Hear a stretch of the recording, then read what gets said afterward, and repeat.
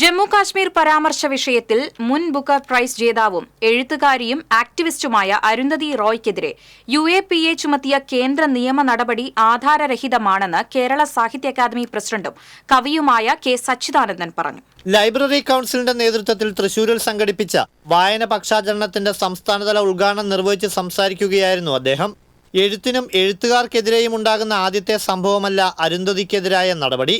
എഴുത്തുകാരെ കൊല്ലുകയും തുറങ്കിലടയ്ക്കുകയും ചെയ്യപ്പെടുന്ന കാലത്തിലൂടെയാണ് നാം കടന്നുപോകുന്നത്. സ്വതന്ത്രമായ വായനയെപ്പോലും ഭരണകൂടങ്ങൾ ഭയപ്പെടുന്നു എന്നതിന് ഉദാഹരണമാണ് ഇത്തരം സംഭവങ്ങൾ.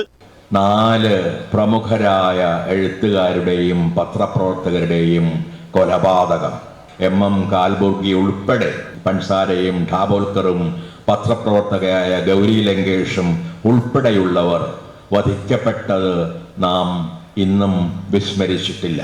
തുടർന്ന് ജെയിംസ് ലെയ്നിനെ പോലുള്ള ചരിത്രകാരന്മാർക്കെതിരായി, റോമില താപ്പറെ പോലുള്ള ചരിത്രകാരന്മാർക്കെതിരായി ഒട്ടനവധി ചരിത്രകാരന്മാർക്കും ലേഖകർക്കും ചിന്തകർക്കും എഴുത്തുകാർക്കും സിനിമാ പ്രവർത്തകർക്കും നാടക പ്രവർത്തകർക്കും എല്ലാം എതിരായി ഉണ്ടായ നടപടികളെക്കുറിച്ചും നമുക്ക് വളരെ നന്നായി അറിയാം.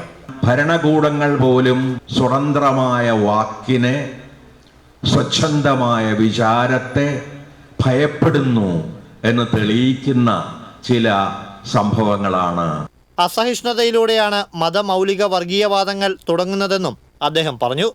എഴുത്തും വായനയും ഒരുപോലെ വെല്ലുവിളിയും പ്രതിസന്ധിയും നേരിടുന്ന കാലഘട്ടമാണിത്. വിവരം, വിജ്ഞാനവും വിവേകവുമായി മാറുമ്പോഴാണ് വായനയ്ക്ക് യഥാർത്ഥ ഫലമുണ്ടാകുന്നത്.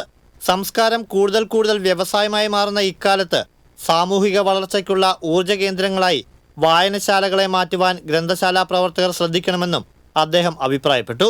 സാഹിത്യ അക്കാദമി ഹാളിൽ നടന്ന ചടങ്ങിൽ സംസ്ഥാന library council president doctor KV Kunhikrishnan അധ്യക്ഷത വഹിച്ചു.